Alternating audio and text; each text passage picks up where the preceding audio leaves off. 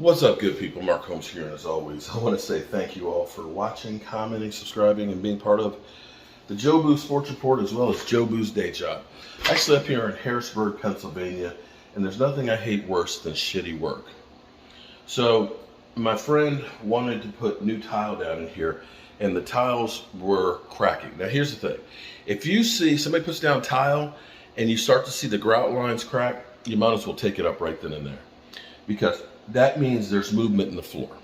What you always want to have when you do tile work is a minimum of 1.25 inch subboard. And what you want to do is you want to take the subflooring. Don't have any, if anybody's saying, oh, we can use this mastic that's made for plywood, run the hell away from them, because they don't know what they're just trying to do a job real quick, get paid, and get the fuck out. Excuse me, get the heck out. But I'm literally that mad.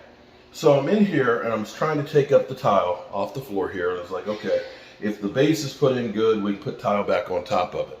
But I realized first thing they did was they used quarter inch HardieBacker. It's kind of cool that you can actually read the back of it, because there's literally no glue. No glue. You know what else you don't see here? When you put down cement board, what you want to do is you want to have a screw every 8 inches in every direction to lock it together. Because what happens is that takes the subfloor with that glue and that cement board, and it locks it together so it will not move. If there's a bounce in the floor, the tiles will crack. Look at this. I'm so disgusted it's not even. I have never in my life seen work done this bad before. That literally, look, I found one screw. One freaking screw. No glue, nothing. Whoever came in here literally stole money and ran the hell away. This is just disheartening to know that people would actually do something this criminal. And you know, and here's the thing that really pisses you off about it is you don't know. You don't know. Somebody, you see all these people flipping houses, and you see it on, you know, on House and Garden TV and everything else, do it yourself. And you get people out here that are doing it themselves that don't have any clue idea, or just don't care. Because they look at it, we're flipping this thing. We're just going to get it done, get our money, and go. But you're leaving somebody with a freaking time bomb right here that is going to be holy hell.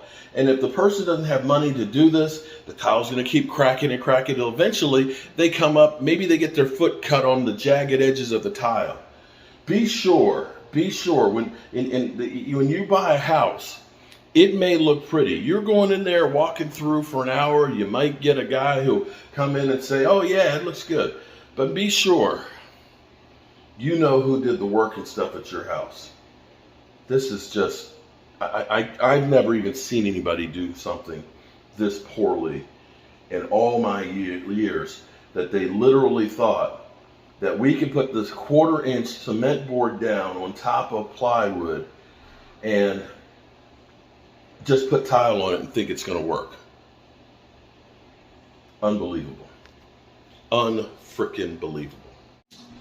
Well, I guess I could complain, but as far as ease of getting ready for the putting down the new floor, I guess because they did shitty work, made my job easy, because I can lay 1/2 inch cement board down on here nice and flat, and it only took about an hour to get all of it up. So there's that. Had they done it right, well, I was going to say, I wouldn't have to be redoing it. All right, so we got here about 9 o'clock this morning. It's 11:30, and in this room there was, you can see right here where the nail holes are, there was actually ceramic tile there. Fortunately, I had my big hammer drill so I could slide off the cement from the thin set. We ended up taking up all of the carpet tacking around, and we took up all the carpet, got that ripped up. Of course, we got the bathroom upstairs, all of that. Now, what we're gonna do is we're actually doing a vinyl flooring that's going to go on top of this concrete that's waterproof. Instead of taking up all of this tile in the kitchen, which would take a couple of days to get it all up and all that, it's in fine shape. But what we're going to do is we're going to get some feather edge, and we're going to feather this to about here. So that way the floor itself will have a nice transition in it. We're also too going to put new ceramic tile in this bathroom, so we're going to go ahead and take the tile up right here at the grout line along with this toilet and end up putting down new ceramic tile in there along with the new toilet. We do have a little bit of a problem here, and it is the urine smell. The ammonia from it is pretty strong. The carpet itself was definitely in bad shape, and so what we're going to do to help seal in the odors is we're actually going to use some Kilz. We're going to paint the concrete floor with the Kilz. That will lock it in and keep the smell from permeating into the house. And yeah, we got that. And then of course this is up here is where we're coming with the Cell Block C kennel. So I've got a little work to do on that as well after we go drop it off. A little touch-up painting, and I've got to mount the doors and stuff on it, but for the most part, majority of it is done. That, and I have to make the top for it, but that's easy to do. All right, we're gonna head to the store, go ahead, get this floor painted, and then we're gonna make a run to the dump, because you can see the pile of stuff out there. Nothing worse than having a toilet sitting out in the front of your house. Yeah.